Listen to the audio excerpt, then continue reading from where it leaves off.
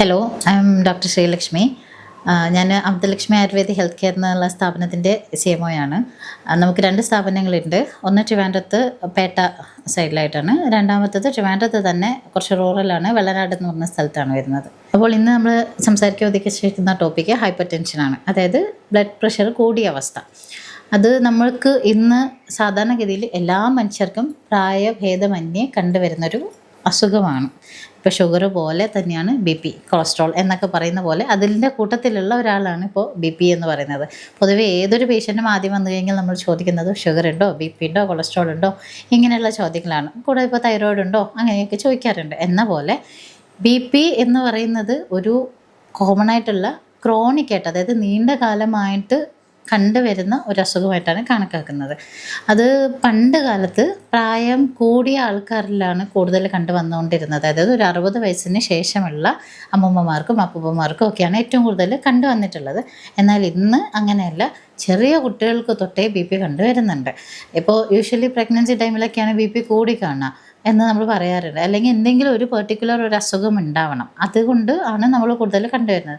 പക്ഷേ ഇപ്പോൾ അങ്ങനെ ഒരു ഇതില്ല. ഇപ്പോൾ ഈവൻ 30s നിൽക്കുന്ന ആൾക്കാർക്ക്, 20s നിൽക്കുന്ന ആൾക്കാർക്കും എല്ലാം BP കണ്ടുവരുന്നുണ്ട്. അവരൊക്കെ മെഡിസിൻസ് എടുക്കുന്ന ആൾക്കാരുമാണ്. അതുകൊണ്ട് നമ്മളിപ്പോൾ ഒരു നമ്മൾ കടയിൽ ഫുഡ് കഴിക്കാൻ ചെന്ന് കഴിഞ്ഞാലും എന്താ സംഭവിക്കുക, ഷുഗർ ഉണ്ടോ അല്ലെങ്കിൽ ഉപ്പ് കുറയ്ക്കണോ എന്നൊക്കെ ചോദിക്കാറുണ്ട്. പണ്ട് പ്രായമുള്ളവരുടെ കാര്യത്തിൽ അങ്ങനെ ഉണ്ടായിരുന്നുള്ളൂ, ഇപ്പം അങ്ങനെയല്ല. അപ്പോൾ എന്താണ് ഹൈപ്പർ ടെൻഷൻ എന്നുള്ളതാണ് മെയിനായിട്ട് നമ്മളിപ്പോൾ സംസാരിക്കുന്നത്.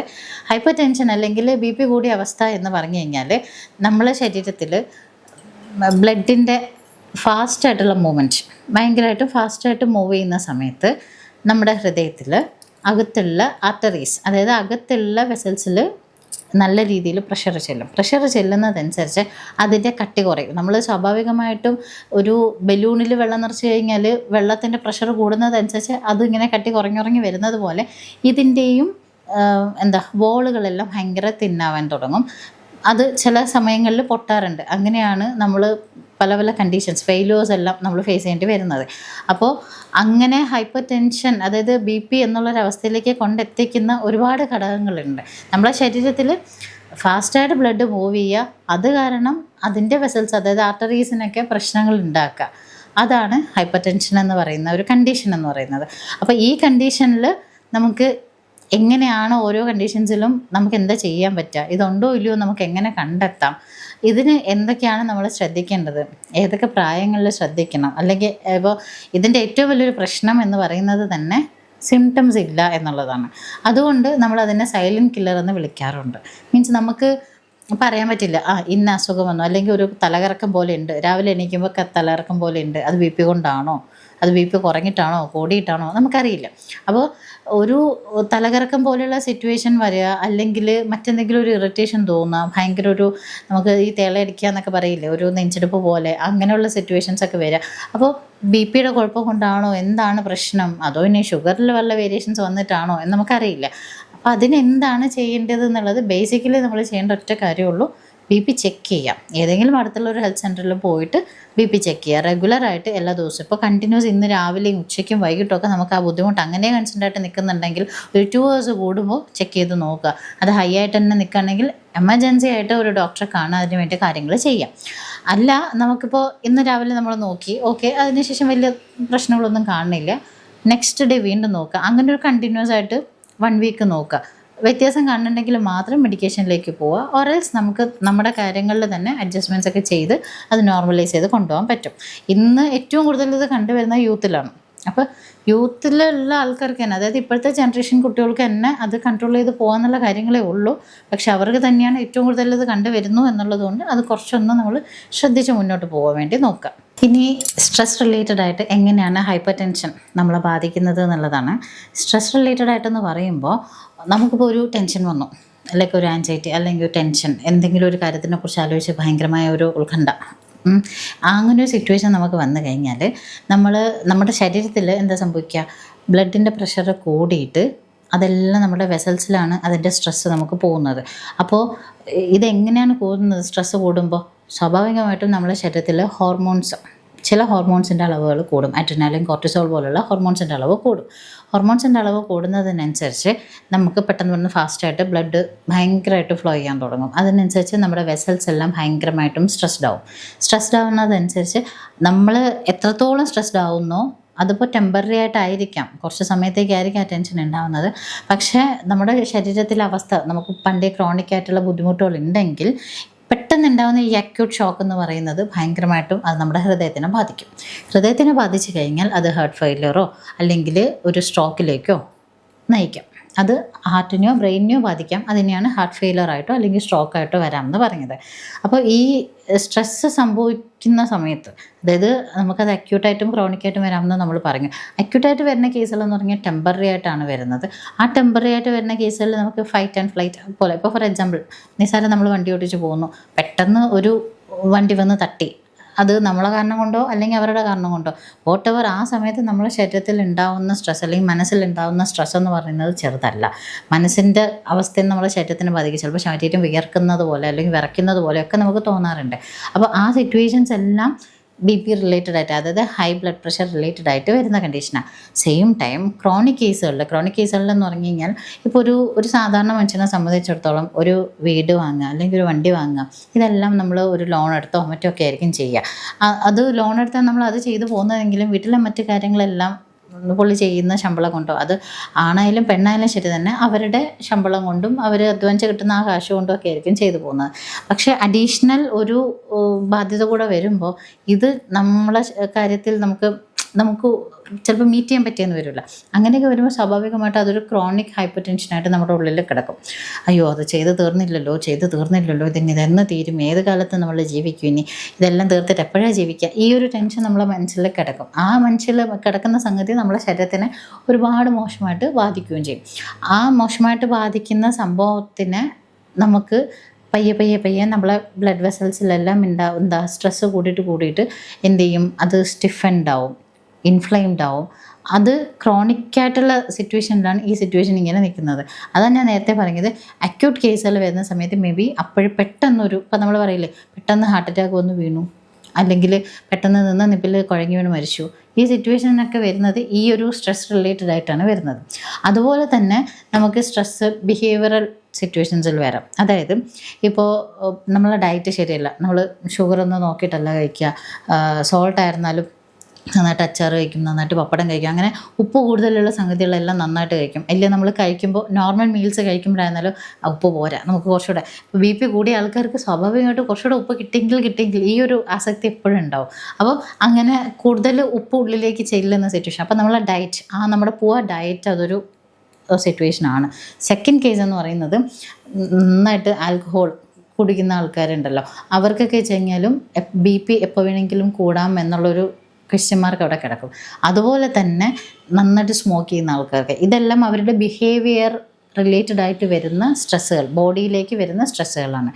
പിന്നെ ഇനിയൊരു കണ്ടീഷൻ ഉള്ളതെന്ന് പറഞ്ഞു കഴിഞ്ഞാൽ ഫിസിയോളജിക്കലായിട്ടാണ്.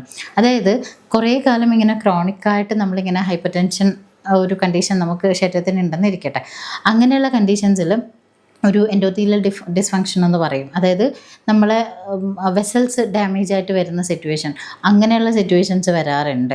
അതുപോലെ തന്നെ ഇൻറ്റേൺ, അത് നമ്മുടെ ഉള്ളിലുള്ള പല, അത് വെച്ചാൽ കറക്റ്റായിട്ടുള്ള ബ്ലഡ് ഫ്ലോ നടക്കുന്നില്ല, അല്ലെങ്കിൽ പലതരത്തിലുള്ള ഫെയില്യൂസ് വരുമ്പോൾ കിഡ്നിയെ ബാധിക്കാം, വിഷനെ ബാധിക്കാം, അങ്ങനെ ഇപ്പോൾ ഗ്ലൂക്കോമ കണ്ടീഷൻസ് എല്ലാം എന്താണ് BP റിലേറ്റഡ് ആണ്. അതുപോലെ തന്നെ കിഡ്നി ഫെയിലേഴ്സ് എല്ലാം, ഇതെല്ലാം മേ ബി ഇപ്പോൾ നമ്മൾ നേരത്തെ പറഞ്ഞ പോലെ ഹൈപ്പർ ടെൻഷൻ സിംറ്റം ഇല്ലാത്തൊരു കണ്ടീഷനാണ്. അതെന്ത് കേസിൽ? ക്രോണിക് കേസിൽ. ആ ക്രോണിക് കേസുകളിൽ കുറേ കാലം കൊണ്ട് BP വേരിയേഷൻ ഉണ്ട്, നമ്മളത് ഗവനിക്കാതെ പോകുന്നു. അങ്ങനെ വരുമ്പോൾ എന്താ സംഭവിക്കുക, ആ സെൽസിലുള്ള, അതായത് നമ്മുടെ വെസൽസിലുള്ള സിറ്റുവേഷൻസ് എല്ലാം അത് അങ്ങനെ മെയിൻറ്റെയിൻഡ് ആവുകയാണ്. ഒരു സിറ്റുവേഷൻ വരുമ്പോൾ അതിലൊരു ഭയങ്കരമായിട്ടുള്ളൊരു ബ്രേക്ക് സംഭവിക്കും. അപ്പം എന്തെങ്കിലും ഒരു കിഡ്നി ഫെയിലറോ അല്ലെങ്കിൽ ഹാർട്ട് ഫെയിലറോ ഇങ്ങനെ എന്തെങ്കിലും ഒരു അൾട്ടിമേറ്റ് സിറ്റുവേഷൻ വരുമ്പോഴായിരിക്കും നമ്മളിങ്ങനെ ഒരു ക്രോണിക് ആയിട്ടുള്ള ഹൈപ്പർ ടെൻഷൻ പേഷ്യൻ്റ് ആയിരുന്നു എന്ന് നമ്മൾ മനസ്സിലാക്കുക. സോ ബേസിക്കലി നേരത്തെ പറഞ്ഞ പോലെ റെഗുലർ ചെക്കപ്പ് ചെയ്യുക. എല്ലാത്തിനും ഇങ്ങനെ ടെൻഷൻ എല്ലായിടത്തും തലയിൽ വെച്ച് വേണ്ടാത്ത അസുഖങ്ങളെല്ലാം ഉണ്ടാക്കി വെച്ച് മുന്നോട്ട് പോവാതെ നമുക്ക് തന്നെ മാനേജബിൾ ആയിട്ടുള്ള കാര്യങ്ങൾ ചെയ്ത് മുന്നോട്ട് പോയി കഴിഞ്ഞ് കഴിഞ്ഞാൽ, അല്ലെങ്കിൽ സ്ട്രെസ് ഒരുപാട് നേരം ഉള്ളിൽ വെച്ചുകൊണ്ടിരിക്കാതെ അത് ഷെയർ ചെയ്ത് അല്ലെങ്കിൽ അതിനൊരു സൊല്യൂഷൻ കണ്ട് മുന്നോട്ട് പോയി കഴിഞ്ഞാൽ അത്രയും കാര്യങ്ങൾ നോർമലൈസ് ചെയ്ത് പോകാൻ പറ്റും. അത് അങ്ങനെ ചെയ്ത് മുന്നോട്ട് പോകുമ്പോൾ സ്ട്രെസ് കുറച്ച് നമുക്ക് മാനേജബിൾ ആവും. അങ്ങനെ മാനേജ് ചെയ്ത് മുന്നോട്ട് പോവുക. അല്ലെങ്കിൽ ഇതുപോലെയുള്ള അൾട്ടിമേറ്റ് സിറ്റുവേഷൻസിലേക്ക് നമ്മൾ പോകും. നമ്മളെപ്പോലെ സാധാരണക്കാരനായ ഒരു മനുഷ്യന് സ്ട്രെസ് ഉണ്ടായാൽ, അതായത് സാധാരണ ഭാഷയിൽ പറയുമ്പോൾ മാനസിക സമ്മർദ്ദം ഉണ്ടായിക്കഴിഞ്ഞ് കഴിഞ്ഞാൽ നമ്മളെ ശരീരത്തിൽ എന്താ BP കൂടുമെന്നാണ് നമ്മൾ പറഞ്ഞു വന്നത്. അതായത് സ്ട്രെസ്സ് കൂടുമ്പോൾ, അതായത് നമ്മൾ ആൻസൈറ്റി പോലെ അല്ലെങ്കിൽ ദേഷ്യം പോലുള്ള സിറ്റുവേഷൻസ്, പെട്ടെന്ന് ദേഷ്യം വരിക, അല്ലെങ്കിൽ ടെൻഷൻ വരിക, ഒരു ഒട്ടും സഹിക്കാൻ പറ്റാത്ത വിഷമം, അതും നമുക്ക് ആൻസൈറ്റിയിൽ ഉൾപ്പെടുത്താം, അല്ലെങ്കിൽ ഒരു ഡിപ്രഷൻ മോഡലിൽ ഉൾപ്പെടുത്താം. അങ്ങനെയുള്ള സിറ്റുവേഷൻസ് വരുമ്പോൾ സ്വാഭാവികമായിട്ടും നമ്മളെ ശരീരത്തിൽ വാതത്തിൻ്റെ അവസ്ഥ കൂടും. വാതത്തിൻ്റെ അവസ്ഥ കൂടുക എന്ന് പറഞ്ഞു കഴിഞ്ഞാൽ വളരെ വേഗമായ രീതിയിൽ രക്തം കുഴലുകളിലൂടെ ഓടിപ്പോകുന്ന അവസ്ഥ തന്നെയാണ് വാതദോഷം ആ സമയത്ത് കൂടി നിൽക്കുന്നതിന് നമുക്ക് പറയാൻ പറ്റുക. അതായത് അങ്ങനെ ഒരു മാനസിക സമ്മർദ്ദം കൂടി നിൽക്കുന്ന സമയത്ത്, വാതദോഷം കൂടുന്ന സമയത്ത്, അത് ഏറ്റവും കൂടുതൽ നമ്മളെ ശരീരത്തിൽ ബാധിക്കുന്നത് ഹൃദയത്തിനെയാണ്. ഹൃദയം എന്ന് പറയുന്നത് നമ്മളെ ശരീരത്തിലെ ഓജസ്സും തേജസ്സും എല്ലാം ഉൾക്കൊണ്ടിരിക്കുന്ന ഒരു സ്ഥാനമായിട്ടാണ് നമ്മൾ കണക്കാക്കുന്നത്. നമ്മൾ ആയുർവേദത്തിൽ പറയുന്നതായിരുന്നാലും ഒരു സാധാരണ ഒരു മനുഷ്യൻ്റെ ശരീരത്തിലായിരുന്നാലും നമ്മൾ പറയുന്നത് അങ്ങനെ തന്നെയാണ്. അപ്പോൾ അങ്ങനെ ഒരു അവയവത്തിൽ ഏറ്റവും കൂടുതൽ സ്ട്രെസ്സ് ചെല്ലുന്നത് ഹൈ ബ്ലഡ് പ്രഷർ വരുന്ന സമയത്ത്. ആ ഹൈ ബ്ലഡ് പ്രഷർ വരുന്നൊരു സാഹചര്യം ഈ പറഞ്ഞ മാനസിക സമ്മർദ്ദം കൂടി, ശരീരത്തിലെ വാതദോഷം കൂടി, ഇതിൻ്റെ സ്പീഡ് കൂടുന്നതനുസരിച്ച് സ്ട്രെസ്സ് നല്ല രീതിയിൽ നമ്മൾ ഹൃദയത്തിലേക്ക് ചെന്ന് അവിടെയുള്ള വെസൽസിനെ ഡാമേജ് ചെയ്യുന്നൊരു സിറ്റുവേഷനാണ്. അപ്പോൾ ആ സിറ്റുവേഷൻസിൽ നമുക്ക് ഈ പറഞ്ഞ പോലെ ഹാർട്ട് ഫെയിലറോ അല്ലെങ്കിൽ ഒരു CID സിറ്റുവേഷൻസോ അരിത്മിയ പോലുള്ള സിറ്റുവേഷൻസൊക്കെ പെട്ടെന്ന് ഉണ്ടാവാറുണ്ട്. അപ്പോൾ ആ സിറ്റുവേഷൻസ് വരുന്നത് ബേസിക്കലി ഈ പറഞ്ഞ എല്ലാ കാര്യങ്ങളും തുടങ്ങുന്നത് ഈ പറയുന്ന സ്ട്രെസ് എന്നുള്ളൊരു സിറ്റുവേഷനിൽ നിന്നാണ്. ഇനി നെക്സ്റ്റ്, ദഹനവും നമ്മുടെ ഹൃദയാരോഗ്യം തമ്മിലുള്ള ബന്ധം എന്താണ് എന്നുള്ളതാണ്. അതായത് നമ്മൾ കഴിക്കുന്ന ഫുഡിൽ ഇപ്പോൾ സോൾട്ട് റിച്ച് ആണെങ്കിൽ സ്വാഭാവികമായിട്ടും നമ്മളെ ശരീരത്തിൽ സോഡിയത്തിൻ്റെ അളവ് കൂടും. അതുപോലെ തന്നെ നമ്മളെപ്പോഴും പറയും ഫൈബർ റിച്ച് ആയിട്ടുള്ള ഫുഡ് ശരീരത്തിന് നല്ലതാണ്, അങ്ങനെയുള്ള ഫുഡ് കഴിക്കണമെന്ന്. പക്ഷേ അതിൻ്റെ അളവ് നമ്മളെ ശരീരത്തിൽ കുറയുന്നതനുസരിച്ചും നമ്മളെ ഡൈജഷൻ അതൊരുപാട് മോശമായിട്ട് ബാധിക്കാറുണ്ട്. ഇപ്പോൾ ഒരു BP പേഷ്യൻറ്റിനെ സംബന്ധിച്ചിടത്തോളം അവരുടെ ഗട്ട് ഹെൽത്ത് മോസ്റ്റ്ലി മോശമായിരിക്കണം. ഇപ്പോഴും അങ്ങനെയാണ് കണ്ടുവരുന്നത്. അതായത് ഈ കണ്ടീഷനിൽ, അതായത് നമ്മുടെ ഇപ്പം ഹൈപ്പർ ടെൻഷൻ എന്ന് പറയുമ്പോൾ സ്വാഭാവികമായിട്ടും ഹാർട്ട് റിലേറ്റഡ് ആണ്. അപ്പോൾ ആ കണ്ടീഷനിലുള്ള ഒരാൾക്ക് നമ്മളെ ദഹനത്തിന് നമ്മുടെ സ്റ്റൊമക്കിനുള്ളിൽ എപ്പോഴും ഒരു പെർട്ടിക്കുലർ ഡൈവേഴ്സിറ്റി ഓഫ് മൈക്രോബയോം വേണം എന്ന് പറയും. അതായത് പെർട്ടിക്കുലർ ഡൈവേഴ്സിറ്റി ഓഫ് ബാക്ടീരിയാസ് വേണം എന്ന് പറയും ദഹനത്തിന് ഹെൽപ്പ് ചെയ്യാൻ വേണ്ടിയിട്ട്. പക്ഷേ ആ ബാക്ടീരിയാസിൻ്റെ അളവ് കുറയുക, അങ്ങനെ ഒരു സിറ്റുവേഷൻ കണ്ടുവരാറുണ്ട് ഇങ്ങനെയുള്ള പേഷ്യൻസിൻ്റെ കേസിൽ. അങ്ങനെ അളവ് കുറഞ്ഞ് കാണുമ്പോൾ അതിനുള്ള കാരണം എന്ന് പറയുന്നത് നമ്മുടെ ശരീരത്തിൽ ഈ പറഞ്ഞ ഇപ്പം ഇൻഡൈജഷൻ പോലെ അല്ലെങ്കിൽ ബ്ലോട്ടിങ് പോലെ വയറിങ്ങനെ വീർത്ത് വരിക, അല്ലെങ്കിൽ ഒരു ദഹനക്കേട് പോലെ നമുക്കൊരു വയറിനൊരു അസ്വസ്ഥത പോലെ അങ്ങനെയുള്ള സിറ്റുവേഷൻസൊക്കെ കാണിക്കുന്നത്, അങ്ങനെയുള്ള സിംറ്റംസ് കാണിക്കുന്ന ആൾക്കാരിൽ അതിൽ അവർക്ക് BP കൂടെ ഉണ്ടെങ്കിൽ, അങ്ങനെ ഒരു സിറ്റുവേഷൻ നമ്മൾ ഈ 3 കണ്ടീഷൻസും ഒരുമിച്ച് നിൽക്കുന്ന ഒരു അവസ്ഥ നിൽക്കുകയാണെങ്കിൽ അങ്ങനെയുള്ള സിറ്റുവേഷൻസിൽ അവരുടെ വയറിനുള്ളിൽ ഈ ബാക്ടീരിയാസിൻ്റെ അളവ് കുറയുന്നതിന് മെയിൻ കാരണം എന്ന് പറയുന്നത് അതിന് വേണ്ടിയ ചില ന്യൂട്രീഷൻസ് ഉണ്ട്, ലൈക്ക് പൊട്ടാഷ്യം, മഗ്നീഷ്യം പോലെയുള്ള സംഗതികൾ. അതിൻ്റെ അബ്സോർപ്ഷൻ സ്വാഭാവികമായിട്ടും നമ്മളെ ഗട്ടിൽ കുറയും. ഈ ബാക്ടീരിയാസിൻ്റെ അളവ് കുറയുമ്പോൾ ഇൻടേൺ ഇതിൻ്റെ അബ്സോർപ്ഷൻസ്, അതായത് മഗ്നീഷ്യം, പൊട്ടാഷ്യം പോലുള്ള സംഗതികളുടെ അബ്സോർപ്ഷൻസ് കുറയും. അത് കുറയുന്നതനുസരിച്ച് നമുക്ക് ഗട്ട് ഹെൽത്തിൽ നല്ല രീതിയിലുള്ള വ്യത്യാസം വരാറുണ്ട്. അങ്ങനെ വ്യത്യാസം വരുന്നതനുസരിച്ച് കറക്റ്റായിട്ടുള്ള ഡൈജഷൻസ് നടക്കത്തില്ല. അപ്പോൾ ഇതിൻ്റെ അളവ് കുറയുന്നതനുസരിച്ച് എന്താ സംഭവിക്കുക, നമ്മുടെ വയറ് വീർത്ത് വരുന്ന കണ്ടീഷൻസൊക്കെ കൂടും. സ്വാഭാവികമായിട്ടും ഇത് വീർത്തി വരുമ്പോൾ അതിൻ്റെ പ്രഷർ അടുത്തിരിക്കുന്ന മറ്റുള്ള നമ്മുടെ ഓർഗൻസിനെല്ലാം ഇതിൻ്റെ പ്രഷർ ബാധിക്കും. അതിനെ നമ്മളിങ്ങനെ തള്ളുമ്പോൾ അടുത്തിരിക്കുന്ന സംഭവങ്ങളെല്ലാം ഇങ്ങനെ തള്ളി കൊണ്ടുപോകുന്നുള്ള സിറ്റുവേഷനില്ലേ, അതുപോലെ ഈ നമ്മുടെ ഈ പ്രഷർ ചുറ്റുള്ള അവയവങ്ങളെ ബാധിക്കുന്നതനുസരിച്ച് ശരീരത്തിലുള്ള BP യുടെ അവസ്ഥയെ കൂടിക്കാണാറുണ്ട്. അതാണ് മെയിൻലി ഇവർ തമ്മിലുള്ള മെയിൻ ബന്ധം വരുന്നത് ഈ ഒരു രീതിയിലാണ്. അതായത് ബ്ലഡ് പ്രഷറും നമ്മളെ ദഹനവും തമ്മിൽ ഇങ്ങനൊരു ബന്ധം വരുന്നുണ്ട്. അത് ഇൻടേൺ നമ്മുടെ ഹൃദയാരോഗ്യത്തിനെ ബാധിക്കുന്നതുമാണ്.